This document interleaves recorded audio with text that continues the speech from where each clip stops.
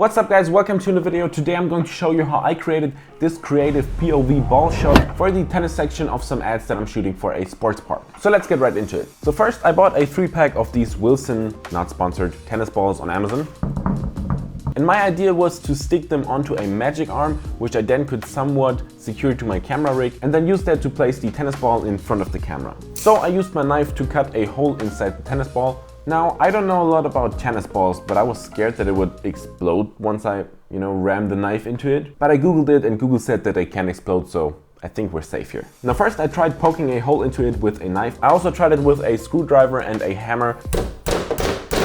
Because the skin apparently is really thick, it was really hard to get through the skin of the tennis ball. And I was scared that it would explode in my hands or something like that. Now since I didn't want to destroy my workbench in the process of poking a hole into this tennis ball, I went over and just did it on the floor, which eventually worked. I kind of did a cross pattern so that we have a big enough hole opening to stick the magic arm through. Now I have this rod that I can connect to the base plate of my RS3 Pro, and I somehow wanted to connect that one to the magic arm, which kind of didn't work with the screws, so I just used some gaffer tape to connect the magic arm to the rod and the rod with a screw to the base plate of my DJI RS3 Pro. By the way, I filmed this whole process with my iPhone. Now after a lot of trial and error, I finally managed to stick the tennis ball to the magic arm which was connected to the 50mm rod, which then again was connected to the base plate of my RS3 Pro. And once everything was connected, I left the camera with the entire setup on the RS3 Pro to have it easier to position the ball in front of the camera lens.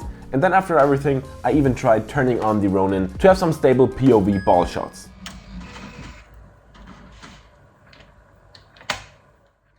Well, almost. Yeah, that didn't work, so I just did it handheld. On the day of the shoot, I still put the camera on the RS3 Pro just to secure it and again position the ball and everything, but I didn't use the RS3 Pro for the shot. I just did it handheld with the camera in my hands. And also I positioned it so that the magic arm is not that visible. I mean, there is a little bit in the raw shot, but I did that on purpose because the stabilization I will apply in post will also crop in a little bit, and the rest I just did with manual cropping, and then the magic arm isn't visible anymore. Now then we did the shot handheld in 120 FPS. We did a few takes. I just told the tennis player to act like he's hitting the ball. First he was going way above it, so I just told him to basically almost hit it. Of course not break the camera and everything in the process, but to go a little bit more towards the ball and actually hit it a little bit so that we have everything in frame. Now again, that is the raw shot that you're seeing on screen right here. And I have to admit, it still looks a little bit crappy, but that's why we're using speed ramping to hide the fact that it's handheld and that he's not really that much hitting the ball. Now after using the speed ramp, some motion blur, color grading and some sound effects, here's the final shot.